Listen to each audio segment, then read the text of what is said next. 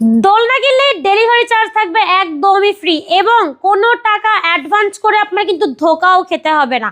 এই সুন্দর সুন্দর দোলনাগুলো পাচ্ছেন মাত্র 1500 টাকা। এটা হচ্ছে বেবি সাইজের একটা দোলনা।